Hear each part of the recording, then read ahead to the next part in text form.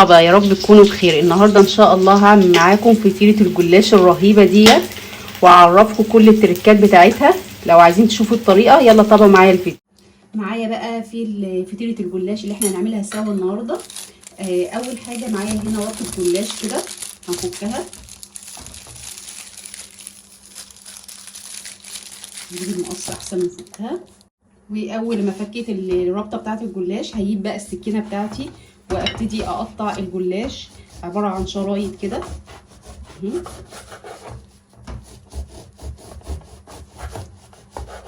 زي ما انتم شايفين كده.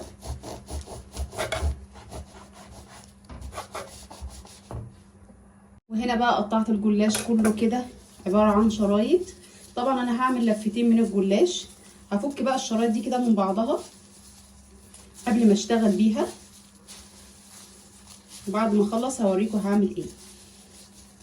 وهنا خلاص بقى عملت الجلاش بتاعنا شرايط كده. دي لفتين من الجلاش. طبعا انت لو عايزه تعملي لفه واحده ده يرجع لك انت.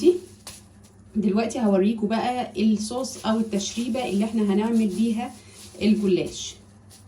اول حاجه بقى معايا هنا في التشريبه بتاعتنا، معايا هنا بيضه هنزل بيها كده، بيضه كمان وننزل بيها. معايا كمان علبتين زبادي اهو، ادي علبتين زبادي. هقلب كده البيض مع الزبادي كويس. معايا كمان نص كوبايه من الزيت، هنقلب كده كويس.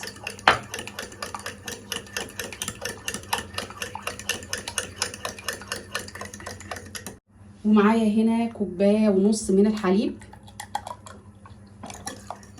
هنقلب كل الحاجه دي مع بعض كويس جدا.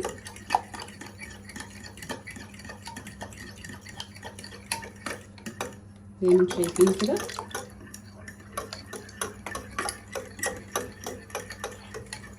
بس كده. دلوقتي بقى هنشوف هنعمل ايه في الصينيه بقى اللي انا هعمل فيها الجلاش بتاعنا.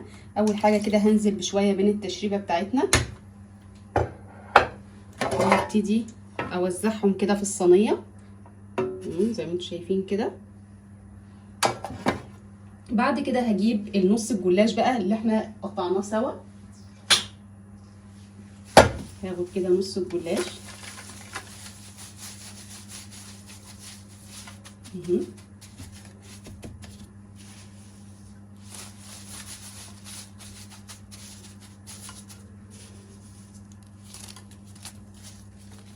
ده نص الجلاش اللي احنا قطعناه. بعد كده بقى هحط نص التشريبه بتاعتنا كده، هقلبها كويس الاول. طبعا لو احنا عايزين نستخدم بدل الزيت سمنه عادي. دلوقتي هنحط نص التشريبه بتاعتنا فوق الطبقه الاولانيه من الجلاش اهو، وهبتدي اخليها تتشرب كلها كده اهو.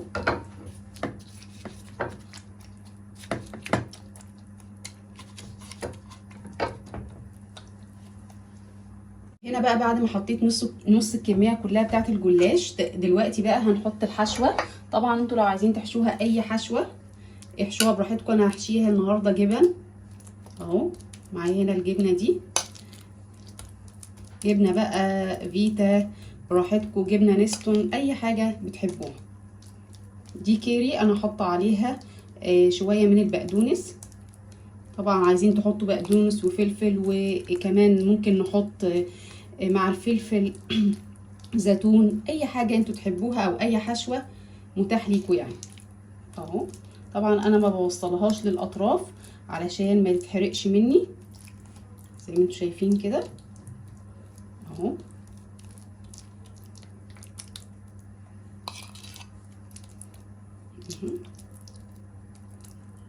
هي الجبن بس بتضايق شويه في الفرد مع الجلاش ده او الفطيره بتاعتنا دي اهو. هبتدي كده اوزعها كويس بقى زي ما احنا شايفين كده في نص الصينيه، بلاش نوصل للاطراف.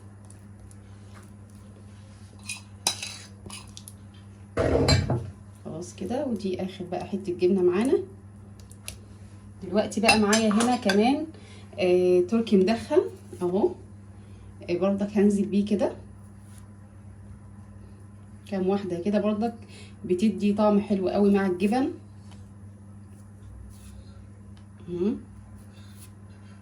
زي ما انتم شايفين كده.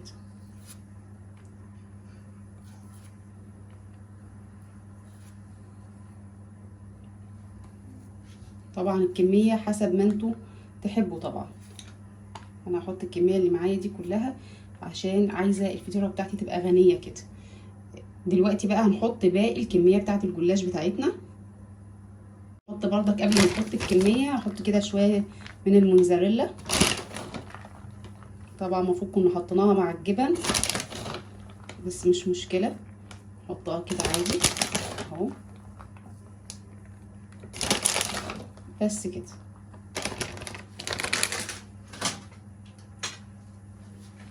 هنحط بقى باقي الكميه بتاعت الجلاش اهو.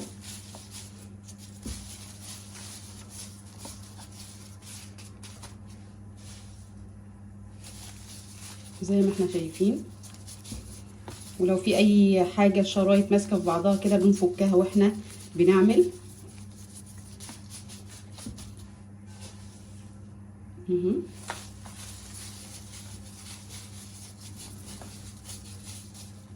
هنا بقى بعد ما حطيت بقيه كميه الجلاش، دلوقتي هصب باقي التشريبه بتاعتنا زي ما احنا شايفين كده.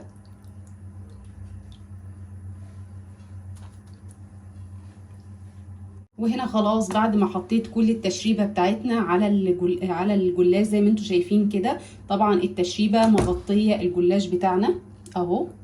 دلوقتي بقى هدخلها الفرن على درجه حراره 180 الرف الاوسط، وبعد كده هسيبها تستوي شويه قبل ما احط الجبنه الموزاريلا عشان الجبنه الموزاريلا ما تنشفش مننا.